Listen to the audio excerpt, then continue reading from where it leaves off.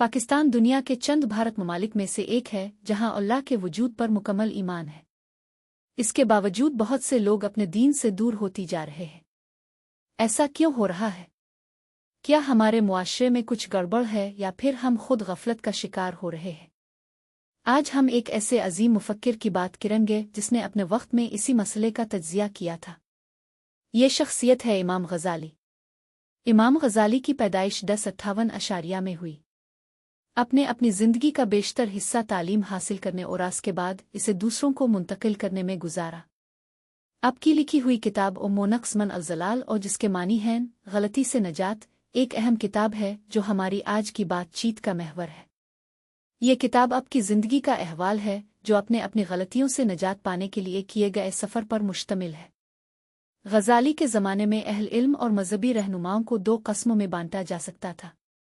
पहली वो जो अपने आप को मज़हब के मुहाफिज समझते थे लेकिन अपने मुफादात के लिए इसे इस्तेमाल करते थे। दूसरी वो थी जो मज़हब की तालीमात को सच्चाई के साथ फैलाती थी।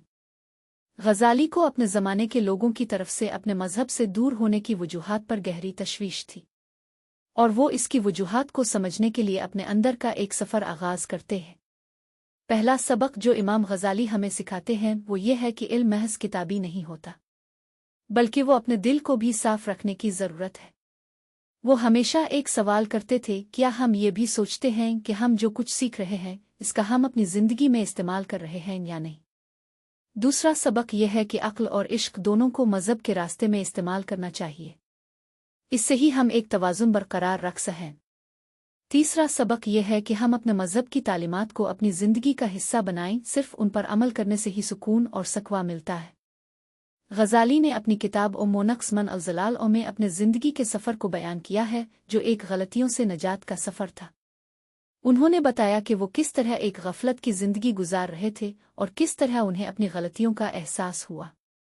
फिर वो किस तरह अपने आप को उन गलतियों से नजात दिलाने के लिए कोशिश करते हैं। ये सफ़र हमेशा हमें अपने आप से पूछने पर मजबूर करता है कि क्या हम सही राह पर हैं या नहीं।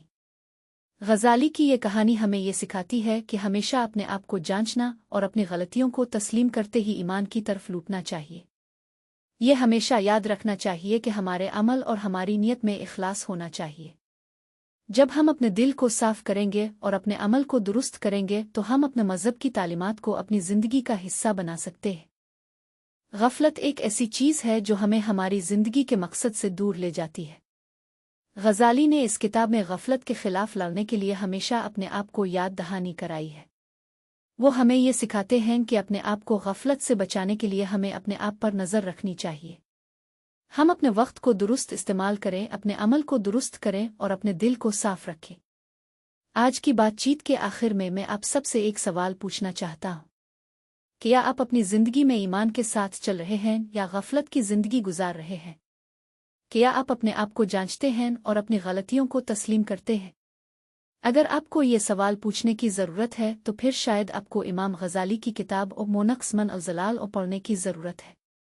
ये किताब आपको अपने आप से जांच पड़ताल करने और अपनी गलतियों से नजात दिलाने का रास्ता दिखाएगी। आखिर में मैं आप सबसे दरख्वास्त करता हूँ कि अपने ज़िंदगी में ईमान को अपनाएं और अपने आप को गफलत से बचाएं। अपने अमल को दुरुस्त करें और अपने दिल को साफ रखें। यही है राय मुस्तकीम और यही है सुकून का रास्ता। इमाम गजाली की किताब मोनक्स मन अल-जलाल आपको अपने आप से जांच पड़ताल करने और अपनी गलतियों से नजात दिलाने का रास्ता दिखाएगी।